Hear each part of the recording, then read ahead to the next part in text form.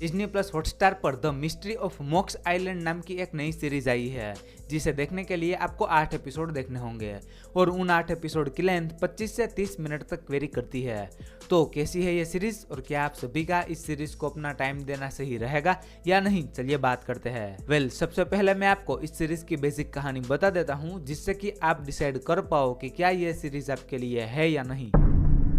Series के अंदर विश्वाक नाम के एक साइंटिस्ट की कहानी देखने मिलती है और वो अपने प्राइवेट आइलैंड पर कोई बहुत बड़ी रिसर्च कर रहे होते हैं, लेकिन एक दिन किसी प्लेन क्रैश में उसकी मौत हो जाती है। फिर उसके बाद विश्वाक के कुछ रिश्तेदारों को एक चिट्ठी मिलती है और उसमें लिखा होता है कि वो विश्वाक की संपत्ति के मालिक है और अगर उन लोगों को उसमें हिस्सा चाहिए तो विश्वाक के प्राइवेट आइलैंड में आकर 7 दिन रहना होगा। तो फिर उनके वो रिलेटिव जाते हैं उस आइलैंड पर। तो उसके बाद आगे क्या कुछ होता है और विश्वाक की संपत्ति किसे मिलेगी, ये जानने के लिए आपको इस सीरीज को देखना होगा। सीरीज को लेके मेरे एक्सपीरियंस की बात करूं तो इस सीरीज का कॉन्सेप्ट और आइडिया बहुत ही अच्छा था, लेकिन बैड एग्जीक्यूशन के कारण सब कुछ खराब कर दिया। जब मैंने सीरीज देखना शुरू किया था तब मुझे इसे देखने में मजा आ रहा था। वो साइंटिस्ट मरने से पहले कोई एक्सपेरिमेंट कर रहा होता है और सीरीज के हर एपिसोड की स्टार्टिंग में वो हमें दिखाया जाता है कि वो क्या कर रहा था, तो वो मुझे देखने में पसंद भी आ रहा था। और जब विश्वाक के रिश्तेदार उस आइलैंड पर आते हैं तब धीरे धीरे करके कुछ लोग मर रहे होते हैं, तो उसे मारने वाला कौन होता है उसे जानने की भी मुझे इच्छा हो रही थी। और ये सब कुछ 5 एपिसोड तक चला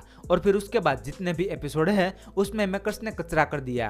I mean कि भाई बाकी बचे एपिसोड को देखने में मुझे वो वाली एक्साइटमेंट नहीं आ रही थी जब मैंने इस सीरीज को देखना शुरू किया था, और 5 एपिसोड के बाद मेरा इस सीरीज को देखने में इंटरेस्ट कम भी होते जा रहा था। बाकी सीरीज के एंड में जो ट्विस्ट खुलता है वो भी मुझे एवरेज लगा। इसके अलावा सीरीज में बंच ऑफ कैरेक्टर देखने मिलते हैं और किसी भी कैरेक्टर में कोई डेप्थ देखने नहीं मिलती। अगर कोई कैरेक्टर मरवर जाता है तो वो भी हमें फील नहीं होता। बाकी इस सीरीज का बीजीएम बहुत ही अच्छा था और प्रोडक्शन वर्क भी मुझे पसंद आया। तो सीरीज को लेके मेरा फाइनल वर्डिक्ट ये है कि इस सीरीज का कॉन्सेप्ट तो अच्छा है, पर उसे अच्छे से एग्जीक्यूट ना कर पाने पर मुझे सीरीज का फर्स्ट हाफ अच्छा लगा और सेकंड हाफ बकवास लगा। पेरेंटल गाइडेंस की बात करूँ तो सीरीज में किस सीन है, छोटे मोटे इंटीमेट सीन है और 1-2 गालियां भी सुनने मिलती है। बाकी रेटिंग की बात करूँ तो मैं इस सीरीज को 10 में से 5 से 5.5 स्टार दूंगा। आई होप कि आपको मेरा ये the mystery of मॉक्स island series का रिव्यू पसंद आया होगा। तो अगर रिव्यू पसंद आया है तो वीडियो को लाइक कर देना और चैनल पर नए हो तो सब्सक्राइब भी कर लेना। मैं मिलता हूं आपको अगले वीडियो में, तब तक के लिए बाय।